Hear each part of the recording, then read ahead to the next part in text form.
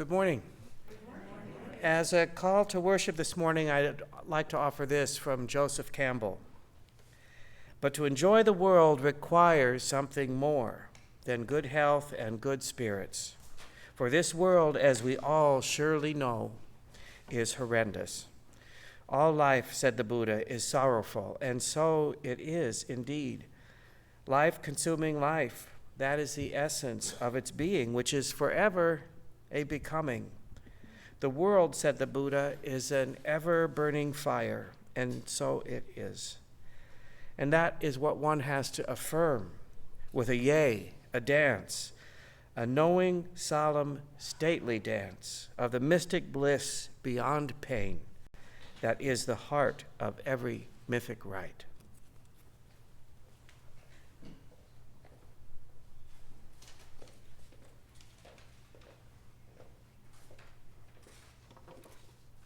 Please stand for the lighting of our chalice.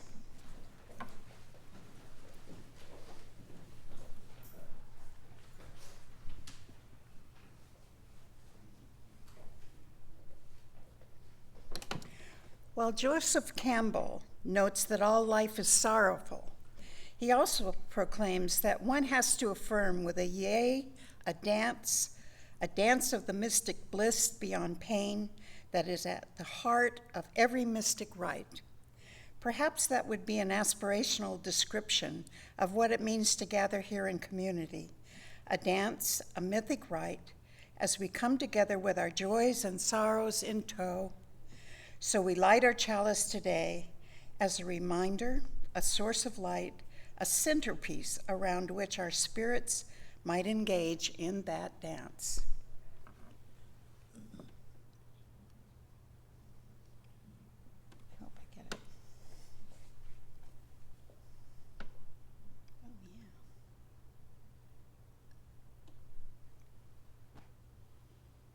Please join me in reciting our covenant, both in English and in Spanish. Love is the doctrine of this church.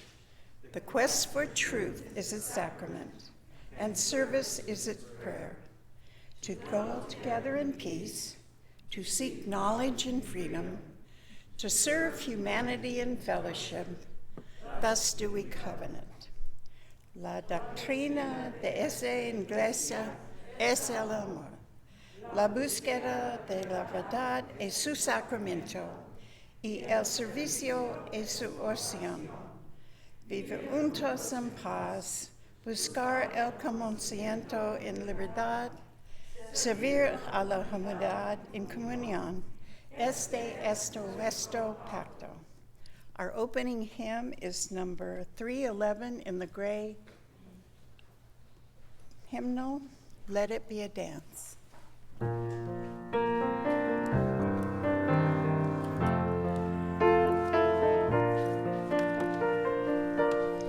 Let it be a dance we do. May I have this dance with you, through the good time and the bad times too. Let it be a dance. Let a dancing song be heard. Play the music, say the words, and fill the sky with singing birds. Let it be a dance. Let it be a dance. Let it be a dance. Learn to follow, learn to lead. Feel the rhythm, feel the need. To reap the harvest, plant the seed. Let it be a dance. Let it be a dance we do. May I have this dance with you, through the good time and the bad times too. Let it be a dance. Everybody turn and spin. Let your body learn to bend, and like a willow in the wind, let it be a dance. Let it be a dance. Let it be a dance. A child is born, the old must die. enjoy a time to cry. Take it as it passes by. Let it be a dance. Let it be a dance we do. May I have this dance with you. Through the good times and the bad times too. Let it be a dance. Morning star comes out at night. Without the dark there is no light. If nothing's wrong then nothing's right. Let it be a dance. Let it be a dance. Let it be a dance. Let the sunshine, let it rain. Let the flower hear the pain. And round we go again. Let it be a dance. Let's see.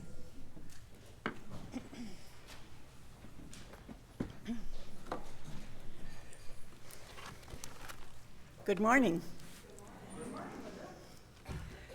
Welcome to Emerson Unitarian Universalist Church.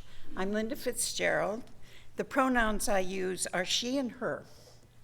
And I'm honored to serve as your worship associate this morning. Before we continue, I'd like to thank you for silencing your phones and for observing our mask policy when appropriate. Emerson is an inclusive, liberal, religious community fondly named for the author, minister, and transcendentalist Ralph Waldo Emerson. We have been a bright beacon of liberal justice and a spiritual sanctuary in the San Fernando Valley for 70 years. We acknowledge that we occupy the lands of the Chumash, Tongva, and Kizh peoples, land which remains part of their lasting identity and heritage.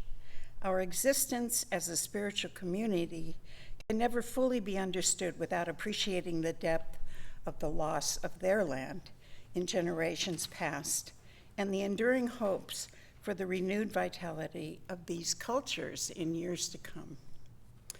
This morning, Michael Eselun has created a service entitled Face the Music and Dance. This title brings me back to Saturday nights in my childhood when my mother would prepare a special dinner, and she would insist that my father and I dress for that dinner. My dad would serve the adults cocktails and put music on the hi-fi. He loved the music of Cole Porter and Irving Berlin, and that cocktail hour was the time for a little dancing before dinner. I can remember learning the steps to Fly Me to the Moon Cha-Cha and watching my parents dance closely to Dancing in the Dark. Times like these seem so otherworldly, but make me appreciate some of the rituals I was privileged to experience in my home growing up.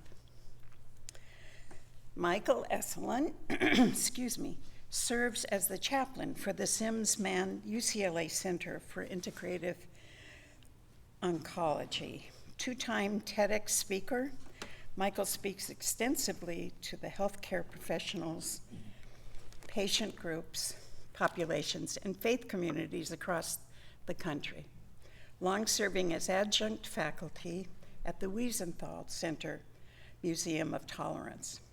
He also worked as an activist educator addressing anti-LGBTQ in the larger community for well over 30 years. Michael was recently inducted into the UCLA Semel Institute Eudaimonia Society in recognition of having lived a meaning-driven life. He has 4 volumes of CDs available for purchase, and you can contact Michael through his website at michaeleselun.com. We're so pleased to have you here with us again, Michael, for the 21st time.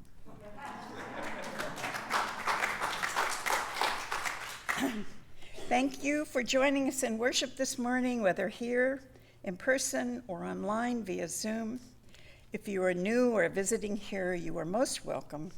Please sign the guest book in the foyer and join us after the service for coffee and conversation.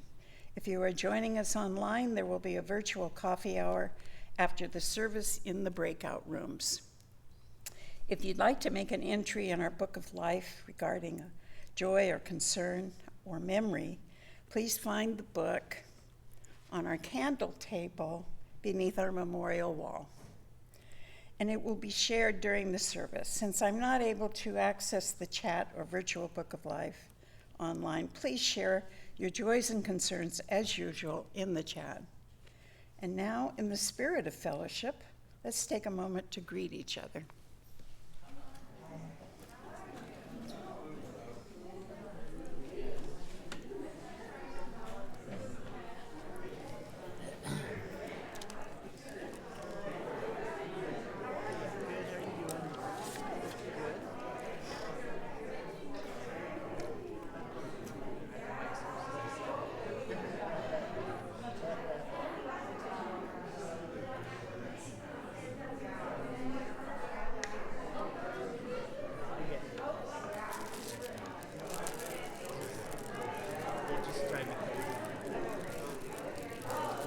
Hi, Scott.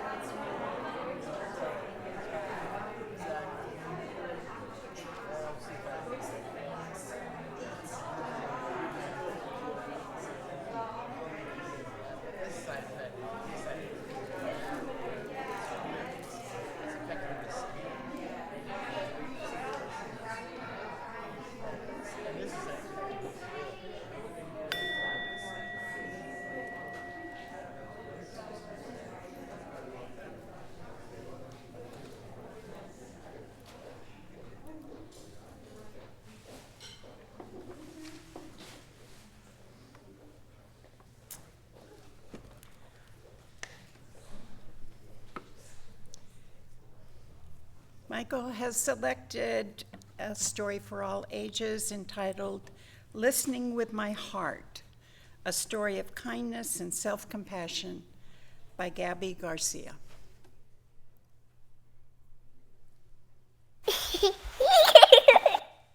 Listening with My Heart by Gabby Garcia, illustrated by Ying Hui Tan.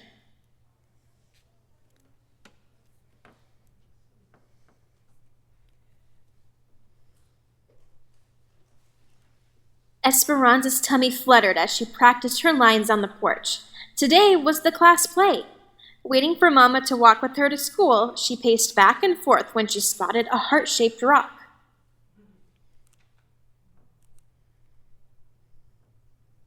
Esperanza picked it up and showed it to Mama as soon as she stepped outside.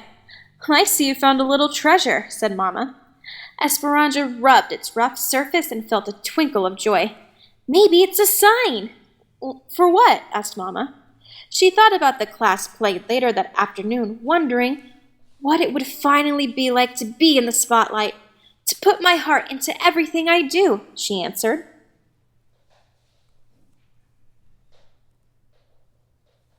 At that moment, they heard a scratching and a soft cry. Esperanza peeked under the stairs and spotted a kitty shaking and shivering. No Mama in sight. She scooped up the kitten onto her lap and cuddled her. She's all alone. I think she's hungry. Esperanza reached for her lunch bag, pinched off a piece of chicken, and offered it to the kitty, who gobbled it up. Mama, I think the rock is a reminder to spread kindness and love. That's what we do when we listen with our hearts. I think you're onto something, said Mama. Can we keep Cleopatra, please? Asked Esperanza, who had already named the kitten. Queens are always welcome at our house, said Mama. If she's still here after school, we'll take her in.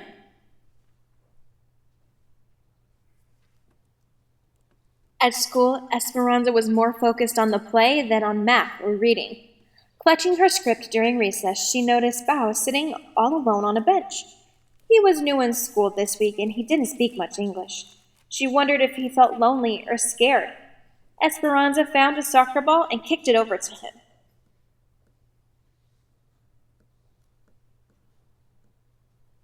A smile spread across Bao's face. He stood, popped the ball in the air, and then bounced it between his knee and his head a few times. Dude's got moves, thought Esperanza. They spent recess giggling and making up hand signals.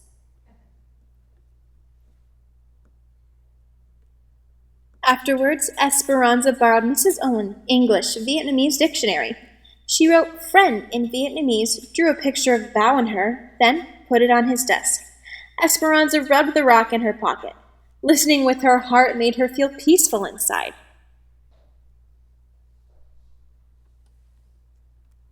Finally, it was time for the performance. It was too late for Bao to be in the play, but he stood at Miss Owen's side as a stagehand. Excitement bubbled as Esperanza awaited her cue.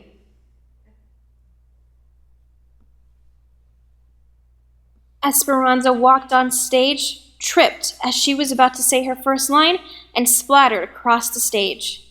When she got up, she forgot her lines, so Miss Owen whispered them to her from backstage. Heat rushed through Esperanza's body, and all eyes were glued to her. She wished she could disappear. I ruined the play, thought Esperanza, rushing off stage as soon as she'd finished her part. I messed up in front of everyone. She tucked herself in behind some props so no one could see her. Esperanza noticed her body shaking and her face still burning. She took a deep breath and dug the rock out of her pocket. It was cracked and lopsided, just how she felt. Esperanza touched her hand to her heart and felt the disappointment.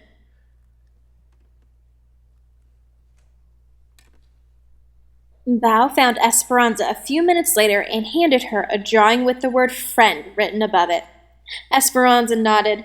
She hadn't been treating herself like a friend. Esperanza realized this wasn't the first time she'd been unkind to herself. At a soccer game last weekend, she'd missed the ball that swooshed by her head and they lost the game. Nice work, a player from the other team yelled as the others laughed. Esperanza thought she'd let her team down and was the worst soccer player in the world.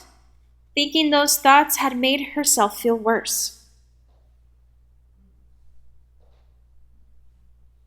At the curtain call, Esperanza reminded herself that she hadn't ruined the play. She'd had an accident, and accidents happen to everyone. Listening with her heart wasn't just about giving kindness and love to others, it was about giving it to herself, too. I can be a friend to myself, thought Esperanza.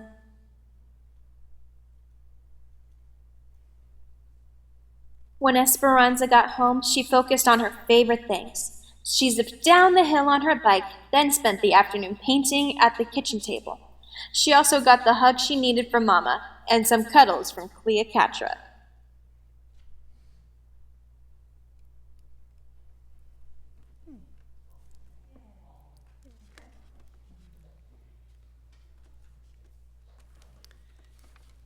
This month, we share the plate with Haven Hills. Since 1977, Haven Hills has lifted up survivors of domestic violence to transform their lives. They offer shelter, crisis intervention, counseling, advocacy, and activities supporting increased economic opportunity for over 2,500 women and men each year. In doing so, they help survivors of domestic violence find the strength within themselves to break the cycle of abuse and build a new productive and joyful life for themselves and their children. We give with the faith that together we have enough. We'll now receive an offering for the support of the religious community, of this religious community and its work in the world. Your generosity is greatly appreciated. We have options for giving through the Give Plus app, donating at emersonuuc.org, or mailing a check to the church. If you're writing a check, please put "Share the Plate" on the memo line. The ushers will please come forward to receive the offering.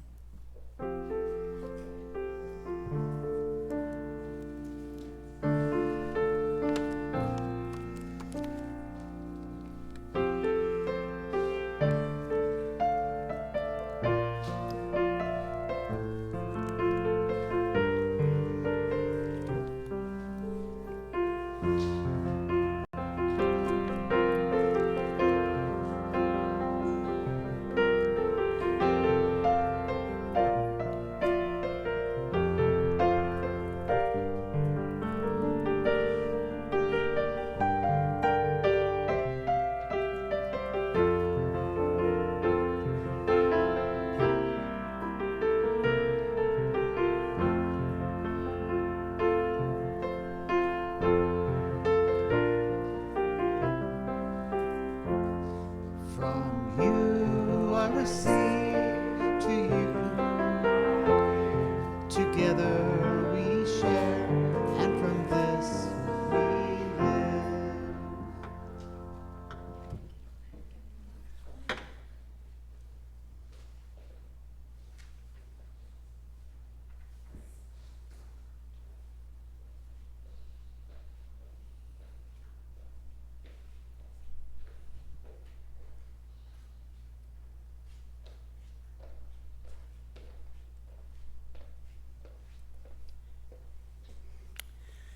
This morning from our Book of Life, Eric writes, "The truth is rarely black and white, but if we ask the hard questions, check the facts, dig a little deeper, and take a breath, the truth is closer than you think." From Frontline. Lynn Prager writes, "My friend Lisa has finished her last infusion this week, and her cancer is in remission." Linda Beth writes, "Sending healing wishes to Lloyd Dent." Linda Beth also writes, "Thanks to Jim Wallace for taking care of Zoom chat hosting so I can attend church service in person." Charlotte writes, "I have a wiggly tooth."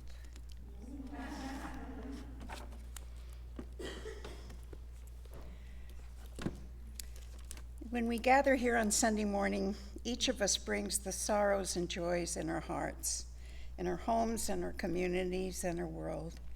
If there's a person you're holding in your heart, please say the name aloud so we can send positive energy their way. We open our worship to all that life brings, and we set aside this time to bring these pieces of our lives into this space. I'll ring the bell, and you're invited to speak into the space those names or memories you are holding this morning.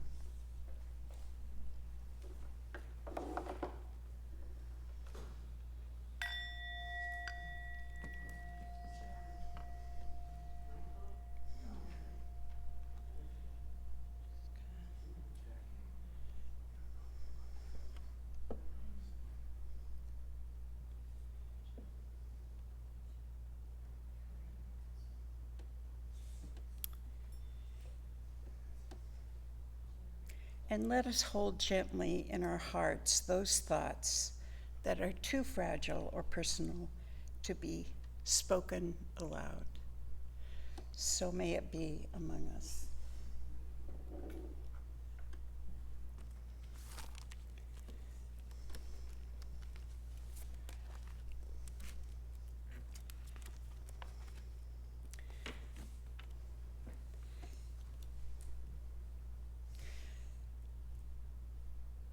This reading is by Dorothy Hunt. Peace is this moment without judgment. Do you think peace requires an end to a war, or tigers eating only vegetables? Does peace require an absence from your boss, your spouse, yourself? Do you think peace will come some other place than here? Some other time than now? In some other heart than yours? Peace is this moment without judgment. This is all. This moment in the heart space where everything that is welcome. Peace is this moment without thinking that it should be some other way, that you should feel some other thing, that your life should unfold according to your plans. Peace is this moment without judgment. This moment in the heart space where everything that is welcome.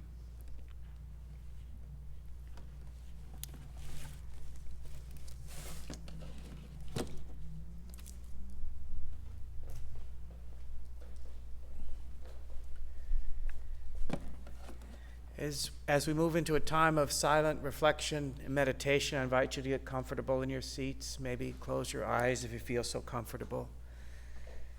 And let's take a few nice, deep breaths together. Inhale and exhale. As we breathe and release, let the words of poet Nikki Giovanni wash over you. To me, she speaks so beautifully to self-compassion in her poem Choices. If I can't do what I want to do, then my job is to not do what I don't want to do. It's not the same thing, but it's the best I can do. If I can't have what I want, then my job is to want what I've got and be satisfied that at least there's something more to want. Since I can't go where I need to go, then I must go where the signs point, though always understanding parallel movement isn't lateral. When I can't express what I really feel, I practice feeling what I can express, and none of it is equal, I know, but that's why mankind alone among the animals learns to cry.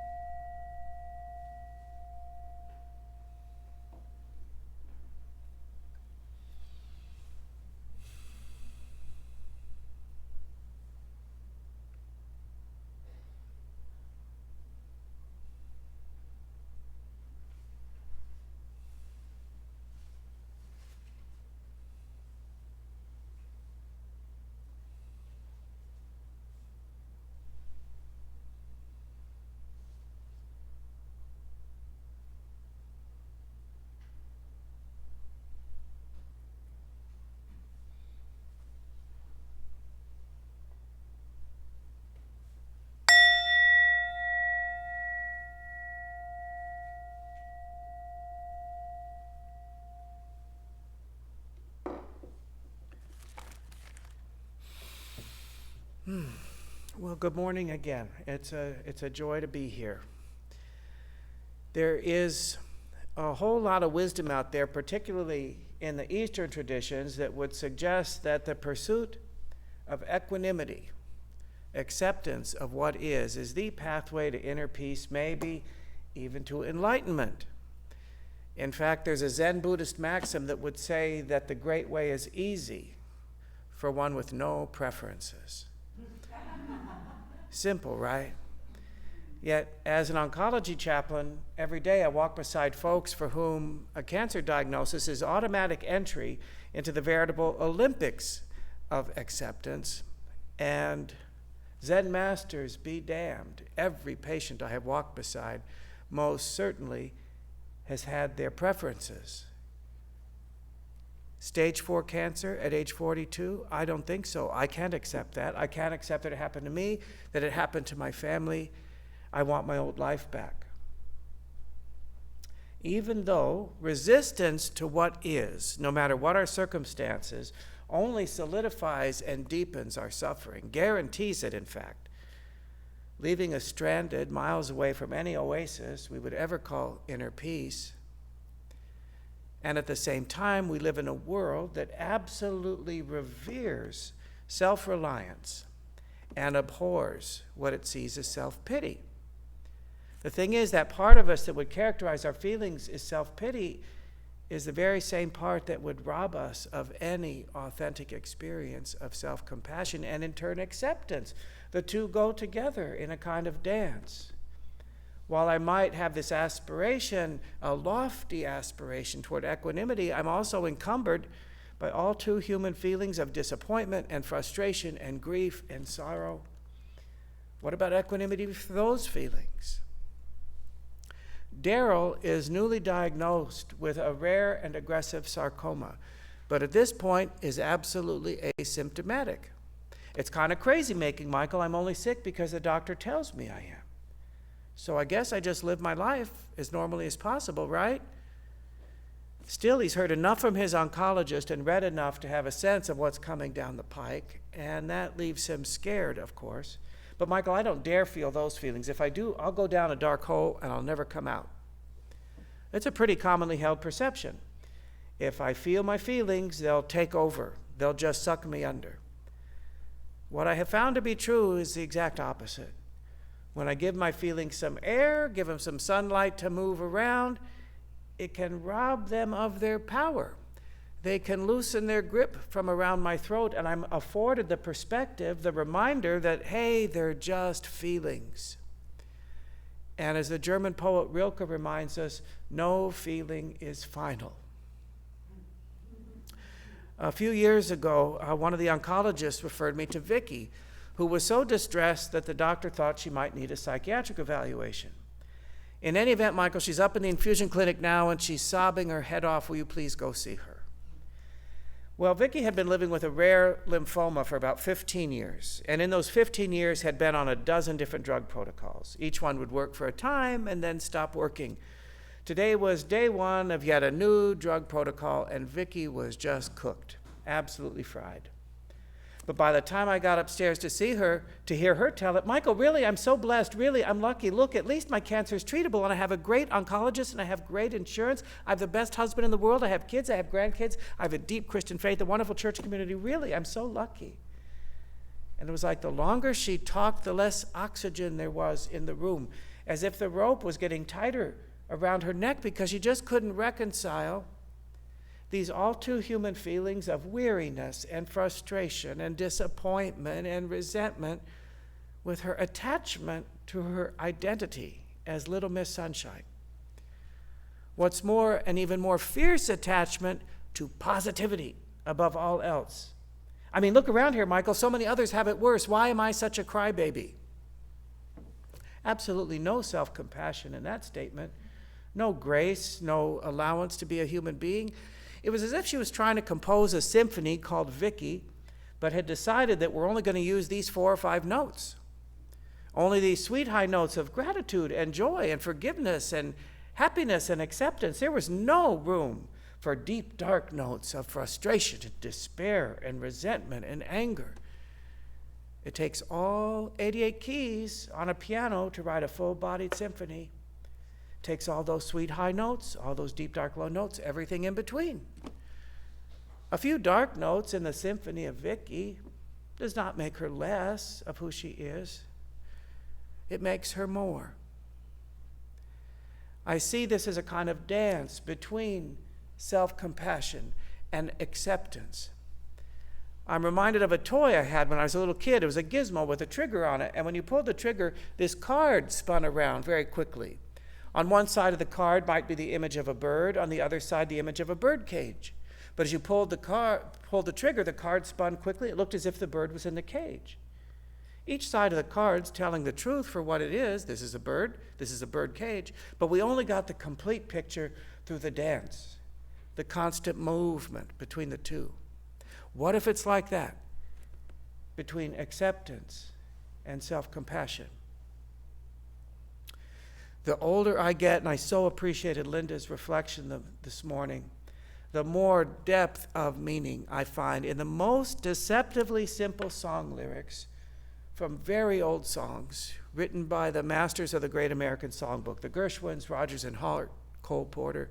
Songs I might have even called corny once upon a time. Irving Berlin was one such master. Let's face the music and dance. Before the fiddlers have fled, before they ask us to pay the bill, and while we still have the chance, let's face the music and dance. So maybe I have been diagnosed with stage 4 cancer or some other tragedy has befallen me. Maybe it's incumbent upon me to accept it, to face the music, if you will, but not stop there, to dance with it, to dance with all of it and all the attendant feelings, the grief, the sorrow, the disappointment, the sense of betrayal, but also the love and the hope that might be there buried beneath when everything else has been burnt away. Maybe through that, we can kind of open up a path to the great way. A few years ago, I had a patient, Kelly, who came to my spiritual reflection group every week, and she would often comment, I hate that word acceptance.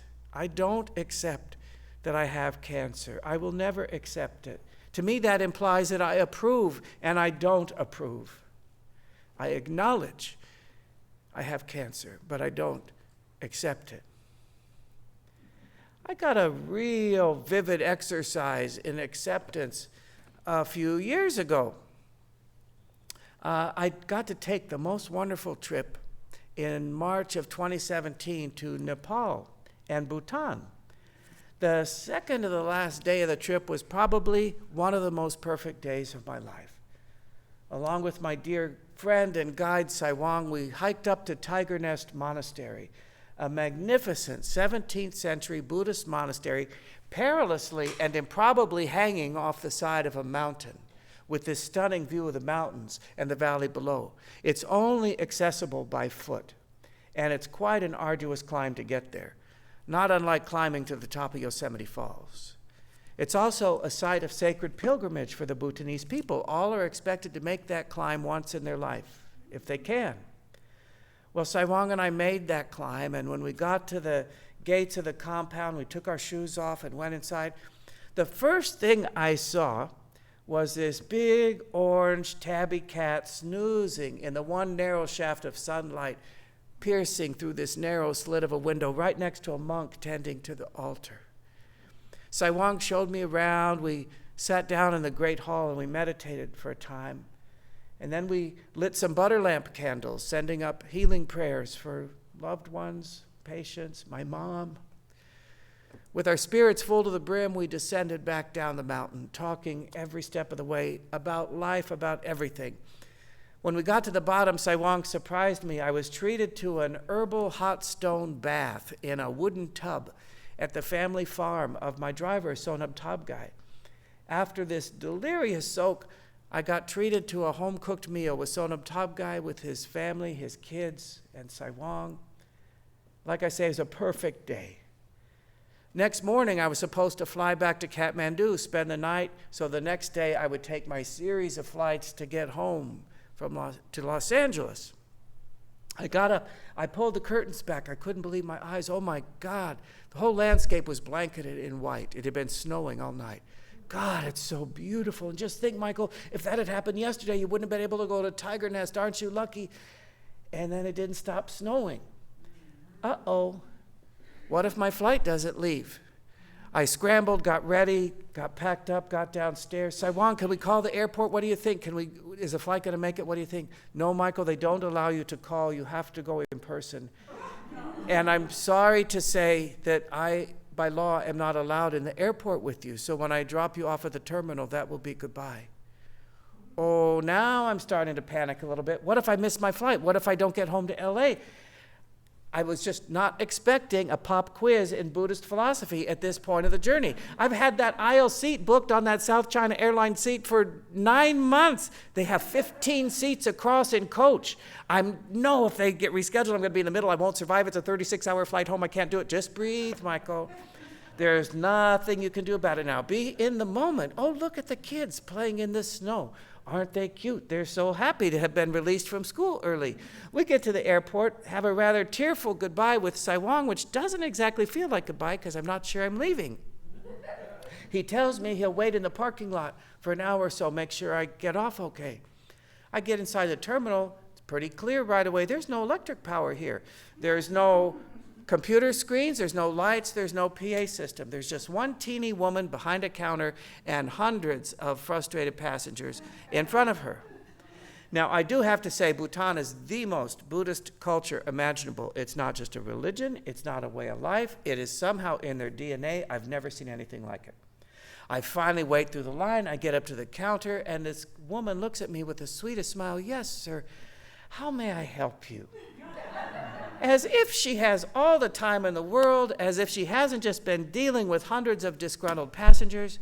I tell her about my flight and I need to get back to Los Angeles and my aisle seat. And she listens carefully and says, yes, sir. And she tells me that if the plane is canceled, if the flight's canceled, the airline will have to put us up in another hotel for the night in Paro. But there's a chance there might be a flight tomorrow morning that could get me back to Kathmandu in time to make my connecting flight home to Los Angeles. So, of course, the flight was canceled, and thank God Saiwang was still out in the parking lot, so at least I didn't have to schlep my duffel bag and deal with a shuttle bus and all that, and he could take me to the new hotel.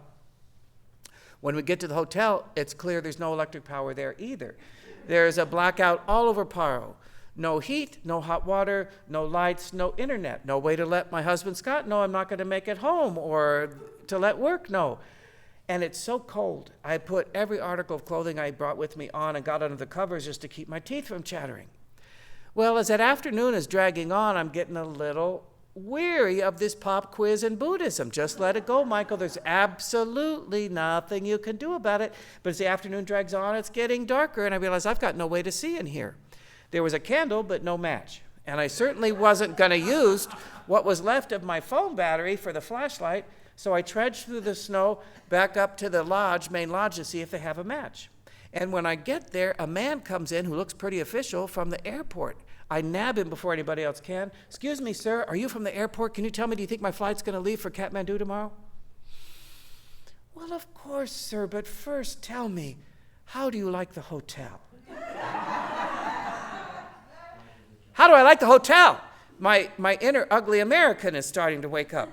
Well, it's very nice, but it's cold, and there's no hot water, and there's no heat, and there's no internet, and I need to get home. Yes, sir, he said, all over Paro. There's no heat. There's no hot water. Said with all the equanimity and compassion he could muster. It was so striking, I actually thought of calling this talk, How Do You Like the Hotel? I think I can only aspire to that kind of grace. I don't think I have the genetic makeup for it. Well, miracle of miracles, my flight did leave the next morning, sailed past Mount Everest with this stunning view against a sapphire sky, land in Kathmandu, run through customs, run through security, run out onto the tarmac, run up the gangway, and plop into my aisle seat with only seconds to spare. Sometimes things work out. My Grandma Ann, my mom's mom, was a born worrier. She worried about everything and everybody her entire life. Toward the end of her life, she had a lot of health problems, in and out of the hospital, lots of surgeries. I went to see her after one surgery or another, and I remember they wouldn't let me in the recovery room, but I could talk to her across the threshold. How you doing in there, Graham? Honey boy, they get you all worked up over these things, and it's just never as bad as you think it's going to be. Took her 83 years to come to that simple wisdom. I get myself all worked up, and it's never as bad as I think it's going to be. A kind of wisdom that says, I have what it takes to do this, no matter what. I can have faith in my capacity to respond. A few years later, I got another vivid exercise in self-compassion this time. It's January 3rd, 2020, my first day back to work after the New Year holiday. I'm driving home from the infusion clinic in Santa Monica, going east on Santa Monica Boulevard. As I cross Barrington, a woman traveling south runs a cherry red light and smashes into my driver's side door with me on the other side of it. totaling my 13-year-old Prius, a car from which I was hoping to squeeze a few more years. So much so that I had just put $5,000 into it for a replacement hybrid battery and new tires, a total loss. Happy New Year. So I had to spend money I didn't want to spend to get a replacement used car, and it was nice to have a newer car, but hey, I'd rather have had the money that it cost me. Not 10, 11 months later, it was Christmas Eve, 2020, the height of the pandemic, before vaccines. We were all home alone in isolation. Do you remember how weird that was? 5:30, Christmas Eve, I hear what sounds like an explosion in front of the house. The whole house shook. What could that be? Oh no, I felt this pain in my gut. I ran outside. The whole neighborhood's already out on the street. Some kid running a drug deal gone bad had smashed into my new car with such velocity he knocked it clear in front of the neighbor's house. No! I screamed, like in slow motion. I just could not accept this. God bless Taylor next door, just the person you want in a situation like this. Holds the space of calm, gets all the information, the driver's license, the insurance, take the pictures, talks to the cops, while I'm just melting down all over the place. He keeps saying, Michael, it's okay. Michael, it's okay. I finally snapped, Taylor, quit saying that. There's absolutely nothing about this that's okay. God bless Lisa across the street. She came up right behind me and whispers in my ear, you're absolutely right, Michael. There's nothing about this that's okay. Sometimes you just need your feelings affirmed. Do you know what I mean? But I was in no way, shape, or form ready to accept this. I'm one who has a very low tolerance for what I perceive as injustice, particularly what I perceive as spiritual injustice. I mean, look at what I do for a living, for Christ's sake. Is it too much to ask that I could have one car totaled, spend money I don't want to spend to get a replacement car, and keep that car nice for longer than 10 months? Apparently, yes. The answer to that question is always yes. Is it too much to ask? But I could not accept this, and everyone whom I told about the incident responded, as you might imagine, oh, Michael, just be grateful you weren't in the car. At least you're safe. It's only a car material thing. It's only money. And the more I heard it, the more I wanted to kill people. I knew they were right, of course, but I wasn't remotely close to that experience. It took me a good week to come up with a word for how I felt that would be accurate. Forsaken. I felt forsaken. The universe, as I had perceived it, had somehow broken its contract with me. I couldn't accept it. And because it was holiday time, the insurance company took a good week to come tow the wreckage out from in front of my house. So every day I went out to get the paper, get the mail. I'm confronted with that injustice and the wreckage of it and the violence of it. And when they did come to tow it away, I astonished myself. I sobbed, as if they were wheeling my dead mother out of the hospital room. And I'm not a car person at all. I went inside the house and I just cried. Scott was so dear, and he just held me. I was so embarrassed for carrying on, so I kept saying, Scott, you know this isn't about the car, right? It's about something else. I know, he said. I'm a swimmer. I swim every day religiously, partly for fitness, but partly to keep myself sane. During the pandemic, it was really hard to find a place to swim with the gyms closed. There for a while, I was schlepping out to Glendale because they had a community pool that was open on restricted hours with very strict contact precautions. Every day I had to scramble to get a reservation to swim for 45 minutes. So after the accident, I'm driving out to Glendale, thoroughly disgusted with myself for not being able to get past this and let it go. I'm driving home down Forest Lawn Drive past those two enormous cemeteries. You got Mount Sinai, Forest Lawn. Having a little talk with myself. Look there, Michael, there's hundreds of thousands of dead people. They'd give anything to be back in a body, probably, and dealing with something as stupid as your car. Doesn't this put that in some perspective for you? No. And with that, a light bulb kind of went on. My God, if that doesn't jog me loose. This is touching a deep wound. This has picked a scab. And it's incumbent upon me to be curious about the wound, to be tender with it. to be gentle, to be compassionate with it, without the need to judge it or compare it. And with that, I could kind of start to float towards something we might call acceptance. It can be really hard sometimes to allow ourselves to feel the feelings that come up. We don't want to feel them. We want to think we're strong, we're better than this. We want to get past it, especially when those feelings aren't congruent with cultural norms and expectations. But the feelings aren't going away. Maybe it's incumbent upon us, and my own belief is that we do have to move into those feelings, no matter how awkward, uncomfortable, and dance with them. Dance with all of them, because you know what? Soon we'll be without the moon, humming a different tune. And then there may be teardrops to shed, but while there's moonlight, music, love, romance, let's face the music and dance. So be it.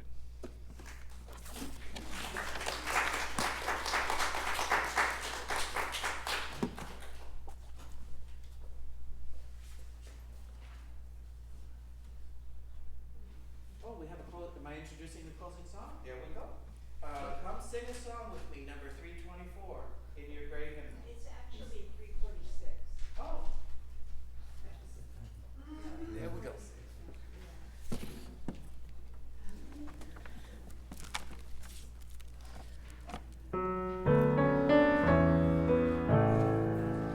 Come sing a song with me. Come sing a song with me. Come sing a song with me, that I might know you're mine. And I'll bring you home when hope is hard to find. And I'll bring a song of love and a rose in the winter time. Come dream a dream with me. Come dream a dream with me.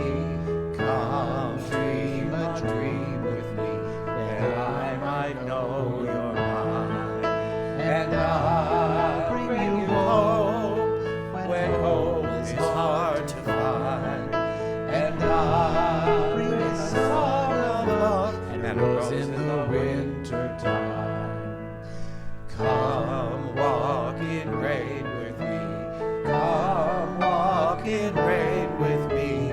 Come walk in rain with me, that I might know you're mine. And I'll bring you hope when hope is hard to find. And I'll bring a song of love and a rose in the winter time. Come share a rose with me.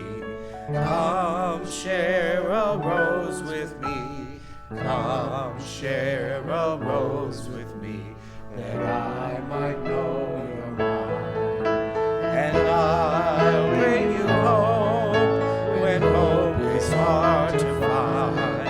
And I'll bring a song of love and a rose in the winter time. We extinguish the chalice, but not the flame of hope as we move into the week ahead.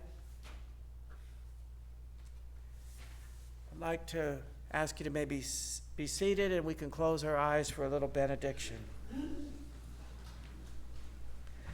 Let's breathe together.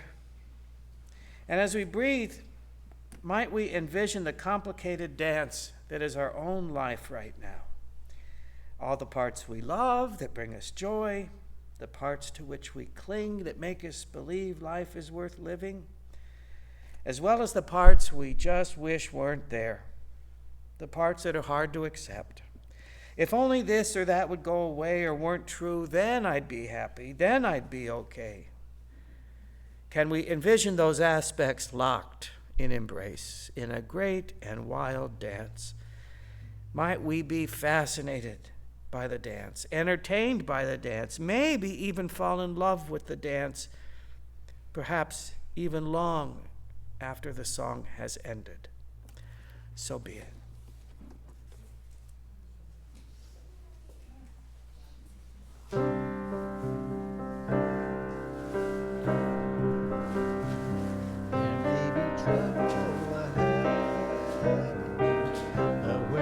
Moonlight and music and love and romance. Let's face the music and dance before the fiddlers have fled, before they ask us to pay the bill, and while we still have a chance, let's face the music and dance.